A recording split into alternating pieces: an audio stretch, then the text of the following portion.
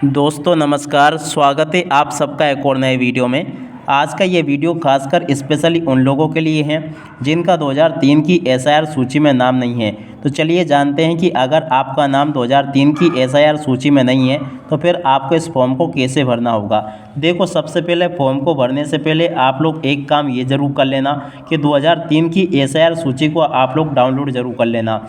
यहाँ पर देखो, दिक्कत ये आ सकती है कि आपका हो सकता है कि 2003 की सूची में आपके जो पिता हो, आपकी जो दादी हो या आपके जो पापा हो, उनका यानी कि आपका परिवार 2003 में कई दूसरी विधानसभा में थे, दूसरे कई जगह पर वो वोट डालते थे, मगर अब आपका पता चेंज हो गया, आपका जो वोटर कार्ड है अभी कोई दूसरी जगह का है। तो ऐसे स्थिति में फिर आपको क्या करना है, सारी चीज़ें मैं यहाँ पर आपको स्टेप बाय स्टेप समझाने वाला हूँ। तो सबसे पहले तो हम ये जान लेते हैं कि 2003 की सूची को डाउनलोड कैसे किया जाता है। तो देखो, अगर आप लोग अपनी 2003 की परिवार की सूची को डाउनलोड करना चाहते हो ना, तो इसकी लिंक मैंने डिस्क्रिप्शन बॉक्स में दे दी है। उस वीडियो को देखकर आप लोग 2003 की एसआईआर सूची को आसानी से डाउनलोड कर सकते हो। अब चलो बात करते हैं कि अगर आपका नाम 2003 की सूची में है तो आप लोग उसे कैसे ढूंढोगे। तो देखो, इसके लिए अभी तो आपका नाम बाद में जुड़ा होगा, इस वजह से आपका नाम 2003 की सूची में नहीं है, मगर आपके परिवार के किसी का भी, जैसे आपका पापा का या फिर आपके किसी भी परिवार के सदस्य का नाम जरूर होगा। आप ऐसी स्थिति में फिर आपको क्या करना है वो मैं आपको यहाँ पर बताने वाला हूँ। देखो, यहाँ पर सबसे पहले क्या करना है, इस प्रकार का जो फॉर्म आपको मिला होगा ना, यहाँ पर आपका नाम लिखा होगा, यहाँ पर आपका एपिक नंबर लिखा होगा, यहाँ पर आपका पता लिखा होगा, यहाँ पर सारी जानकारी लिखी होगी। तो देखो, सबसे पहले फॉर्म भरने से पहले आप लोग यहाँ पर अपना एक फ़ोटो ज़रूर लगा लेना। इन कॉलम में केवल ये काम करना है कि यहाँ पर आपको फ़ोटो लगाना है, बाकी जानकारी आपको यहाँ पर अच्छे से पढ़ लेनी है। यहाँ पर आपके जितने भी सवाल है ना, जैसे 2003 की सूची में आपका नाम नहीं है, आधार में आपकी जन्म तिथि अलग है और वोटर कार्ड में अलग है, ऐसी स्थिति में आपको क्या करना है, सब कुछ मैं आपको यहाँ पर स्टेप बाय स्टेप बताने वाला हूँ। तो देखो, ये जो जानकारी आपको भरनी है ना, आपके आधार कार्ड में अगर सही जानकारी है ना, तो आप लोग आधार कार्ड के हिसाब से इन जानकारी को भरना। देखो, सबसे पहले हम यहाँ का क्या करते हैं, जन्म तिथि को भरते हैं। जन्म तिथि जैसे कि किसी की जन्म तिथि 4/11 और 1998 है, तो यहाँ पर अपन ये लिख देंगे। और आधार संख्या, जैसे कि किसी की आधार संख्या 325354154186 है, तो ये लिख देंगे। कितने अंक हुए, देखो, 2 एकम 2, 2 दूनी 4, 2 तीन 6, 2 चौक 8, 2 पंच 10, 2 छंग 12 हो गए। मोबाइल नंबर ज़रूर आपको प्रदान करने हैं, क्योंकि देखो, मोबाइल नंबर अगर आप लोग जोड़ दोगे ना अपने वोटर कार्ड से, तो ये आप सबके लिए बहुत अच्छा होगा। क्योंकि देखो, इससे क्या होता है देखो, कोई भी 10 अंकों का आपका जो नंबर हो ना, वो यहाँ पर लिख देना। जैसे कि मैंने लिखा 2 एकम 2, 2 दूनी 4, 2 तीन 6, 2 चौक 8, 2 पंच 10, ठीक है। पिता अभिभावक का नाम, यानी कि यहाँ पर जो आपका नाम लिखा है ना, आपके पिता का नाम क्या है तो पिता का नाम यहाँ पर आपको भरना है। जैसे कि यहाँ पर अपन लिख देते हैं रमेश, है ना। और यहाँ पर जो भी नाम है, जैसे कि हम यहाँ पर लिख देते हैं रमेश मांजरे, ठीक है। तो इस प्रकार से यहाँ पर आपको ये नाम भर देना है। पिता अभिभावक का नाम अपन ने लिख दिया, पिता अभिभावक का इपिक नंबर, जैसे कि पिता अभिभावक, अब जैसे कि रमेश मांसरे जिसका फॉर्म भर रहे हैं ये इनके पिता है।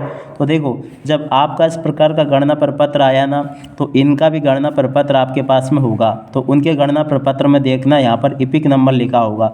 और अगर यहाँ पर भी आपको देखने को नहीं मिले ना, तो आपके पास में जो वोटर कार्ड होगा ना, तो वोटर कार्ड में जो फ़ोटो रहता है, फ़ोटो के ऊपर ही वहाँ पर इपिक नंबर लिखा रहता है, तो वहाँ से देख कर लिख देना। जैसे कि इनका एपिक नंबर EZ इस प्रकार से ये है, जो भी है यहाँ पर हम इस प्रकार से भर देंगे, तो ये इनका एपिक नंबर हो जाएगा। अब यहाँ पर भरना माँ का नाम, माँ का नाम समझ लेते हैं, जैसे कि सुनीता देवी है, तो यहाँ पर अपन को क्या लिख देना है, सुनीता देवी, ठीक है। और माता का एपिक नंबर, तो देखो, माता का भी इस प्रकार का फॉर्म होगा या वो वोटर कार्ड होगा, वोटर कार्ड में आपका यहाँ पर एपिक नंबर देखने को मिल जाएगा फ़ोटो के ऊपर, या फिर आप लोग अपनी मम्मी के फॉर्म में यहाँ पर देख लेना एपिक नंबर लिखा होगा, तो यहाँ पर एपिक नंबर लिख देना है मम्मी का। तो जैसे कि इनका एपिक नंबर JBC 14348 है, जो भी है इस प्रकार से आपको लिख देना है। पति या पत्नी का नाम यदि लागू हो, तो अगर जिसका फॉर्म ये भर रहे हैं इनकी शादी हो चुकी है, जैसे कि यहाँ पर जो भी नाम था ना, उनकी शादी अगर हो गई ना, तो उनकी पत्नी का नाम यहाँ पर आपको भरना होगा। पत्नी का नाम समझ लेते हैं, जैसे कि मंजू देवी है, तो यहाँ पर हम क्या लिख देंगे, मंजू देवी। पूरा नाम लिखना, आप मैं केवल ये भरकर बता रहा हूँ और ये काल्पनिक जानकारी मैं आपको भरकर बता रहा हूँ। पति या पत्नी का नाम एपिक नंबर सहित, है ना, नाम एपिक नंबर। तो देखो मंजू देवी का अगर एपिक नंबर होगा तो हम यहाँ पे भर देंगे JBC 1486 जो भी होगा, ठीक है ना। तो इस प्रकार से ये जानकारी तो पूरी फिल हो गई। अब इसमें आपको कुछ भी नहीं करना है, इसमें केवल ये जानकारी भरनी थी। अब स्वाभाविक सी बात है कि 2003 की सूची में आपका नाम नहीं है, तो सबसे पहले तो आप लोग ये काम करो कि 2003 की सूची को डाउनलोड कर लो। डाउनलोड करने का क्या तरीका है कि आपको डिस्क्रिप्शन बॉक्स में एक लिंक मिल जाएगी, उस वीडियो को देखकर आप लोग आसानी से 2003 की सूची देख सकते हो। अब सबसे पहले आपको क्या करना है कि आपको समझ लेते हैं कि ये भी मालूम नहीं है कि आपके जो पिताजी है ना, जो भी आपके पिताजी का नाम है, उनका पहले किसी और विधानसभा में नाम था, कहीं पे और दूसरी जगह पर वो वोट डालते थे, मगर अब पता चेंज हो गया। तो पता चेंज होने की स्थिति में आपको क्या करना है वो भी मैं आपको बताऊंगा। तो देखो, सबसे पहले तो आप लोग अपने पिताजी से या अपनी मम्मी से, जो भी आपके रिश्तेदार हैं, घर में परिवार के सदस्य हैं ना, उनसे आपको ये पूछना है कि आपका, वैसे तो आपको भी पता होगा, नहीं पता तो उनसे एक बार पूछ लेना कि आपका इसके पहले नाम कहाँ पर था। तो उस वीडियो को देखकर आप लोग वहाँ की 2003 की SIR सूची को डाउनलोड कर लेना। अब 2003 की जो SIR सूची है उसके आधार पर फिर आपको ये वाली जानकारी नहीं भरनी, क्योंकि आपका नाम तो स्वयं का 2003 की सूची में है नहीं। ऐसी स्थिति में फिर आपको ये वाली जानकारी भरनी होगी। अब देखो, 2003 में आपका नाम तो था नहीं, तो यहाँ पर आपको किसकी जानकारी भरनी होगी। देखो, वैसे बहुत सारे को कमेंट ये था कि देखो, वो कह रहे थे कि अगर पिता की डेथ हो जाए, मम्मी की डेथ हो जाए, तो फिर यहाँ पर जानकारी किसकी भरें। तो देखो, डेथ चाहे हो गई हो, मगर देखो 2003 की सूची तो पुरानी है और ये डली हुई है। उस समय तो आपके पिता या मम्मी जिंदा होगी तभी तो उनका नाम है। तो आप लोग फिर भी आप लोग यहाँ पर उनकी जानकारी भर सकते हो, कोई दिक्कत नहीं है ना। अगर आप जो, जैसे कोई एक्स नाम का व्यक्ति, उनकी मम्मी की भी मौत हो गई, पापा की भी मौत हो गई, है ना, तो ऐसी स्थिति में आप किसी की भी जानकारी यहाँ पर भर सकते हो, मौत होने से कोई मतलब नहीं है। मगर देखो, उनकी जानकारी तो इस डाटा में अवेलेबल है ना। अगर इस जानकारी यहाँ पर अवेलेबल है तो आप लोग उसमें से देखकर यहाँ पर भर सकते हो, कोई चिंता की बात नहीं है, ठीक है। अब जैसे कि किसी के पापा की मौत हो गई तो वो यहाँ पर अपनी मम्मी की जानकारी भर सकता है। मम्मी की अगर मौत हो गई है तो यहाँ पर वो पापा की जानकारी भर सकता है। अगर दोनों की मौत हो चुकी है, कोई भी जीवित अवस्था में नहीं है, तो ऐसे में वो किसी की भी जानकारी यहाँ पर भर सकता है, ठीक है ना। ये मैंने समझा दिया, क्योंकि देखो बहुत सारे लोगों के कमेंट ऐसे आ रहे थे कि सर अगर दोनों की मौत हो जाए, ऐसी स्थिति में हम क्या करें। तो कोई घबराने की ज़रूरत नहीं है। 2003 का जो डाटा मौजूद है उसमें तो आपके परिवार के सदस्यों के नाम मौजूद होंगे ना, तो वो तो डाटा सुरक्षित रहेगा, ये आगे भी सुरक्षित रखा जाएगा, उससे कोई फ़र्क नहीं पड़ेगा। आप लोग यहाँ पर भर सकते हो, ठीक है।